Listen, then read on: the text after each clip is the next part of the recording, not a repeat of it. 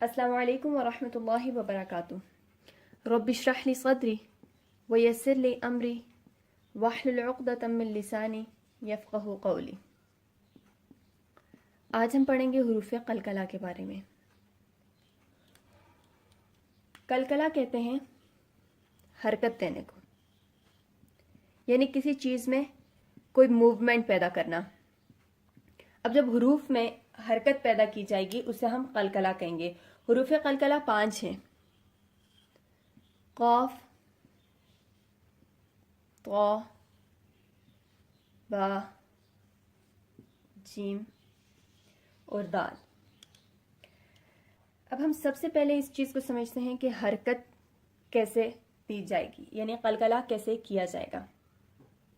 حرکت اس چیز کو دی جاتی ہے جو ساکن ہوتی ہے. ایک ٹھہری ہوئی چیز کو حرکت دی جاتی ہے. تو ہم ان 5 حروف کو ساکن کریں گے.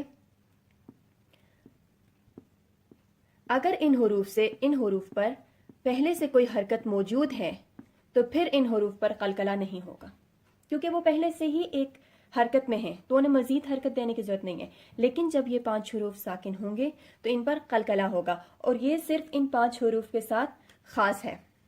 اگر اس کے علاوہ کوئی حرف آتا ہے حروف الہجا میں سے، جیسے میم کو لے لیں یا نون کو لے لیں یا کسی اور حرف کو لے لیں، کوئی بھی حرف ان 5 حروف کے علاوہ اگر وہ ساکن ہے تو ہم اس کو حرکت نہیں دیں گے، ہم اس پر قلقلہ نہیں کریں گے.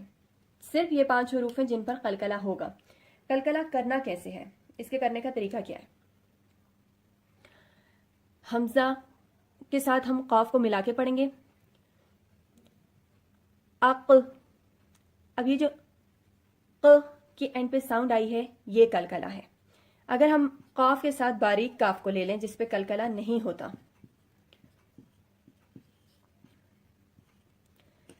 اق، اق، اس فرق کو ہم نے سمجھنا ہے کہ جو حروف قلقلہ ہیں ان کے آخر میں ایک ایسی ساؤنڈ بنتی ہے جیسے ایک پیش ہوتا ہے. ابھی ہم حرکات کو پڑھیں گے، اس میں ہم پڑھیں گے پیش کیا ہوتا ہے. ہم نے پیش کی آدھی آواز نکالنی ہے، جیسے ہوتا ہے اقو، پیش، اق، ہاف پیش. اگر یہ سمجھنے میں مشکل لگ رہا ہے تو اس کو چھوڑ دیں، لیکن جو ساؤنڈ ہوگی وہ اس طریقے سے ہوگی. جب فار ایگزامپل اگر ہم دیوار پر کوئی گیند پھینکتے ہیں تو وہ گیند جو ہے دیوار سے لگے گی اور واپس ہماری طرف آئے گی، یعنی وہ باؤنس ہوگی. یا اگر آپ کسی خالی کمرے میں ہیں اور وہاں پہ آپ ایک آواز نکالتے ہیں تو وہ آواز ایکو ہوتی ہے، وہ ہماری طرف واپس لوٹ کر آتی ہے. اس لوٹ کر آنے کو، اس موومنٹ کو ہم قلقلہ کہتے ہیں. اس کو ہم پریکٹس کر لیتے ہیں.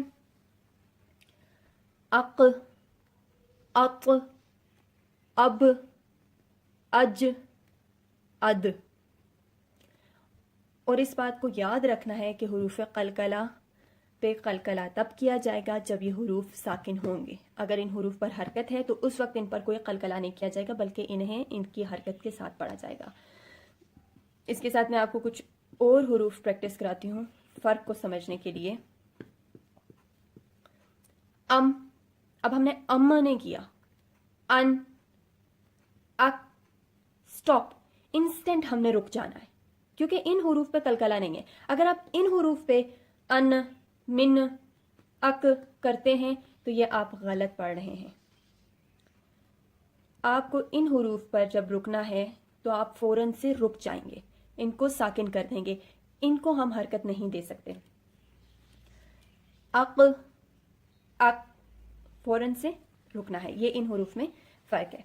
اب ان حروف کو یاد کرنے کا آسان طریقہ یہ ہے،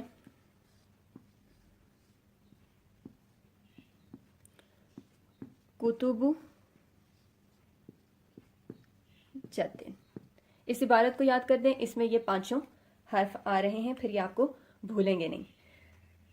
اب کرنا یہ ہے کہ آپ نے ان حروف کو پریکٹس کرنا ہے آلموسٹ 7 to 8 ٹائمز، اور اس کے بعد آپ نے نیکسٹ لیسن سننا ہے.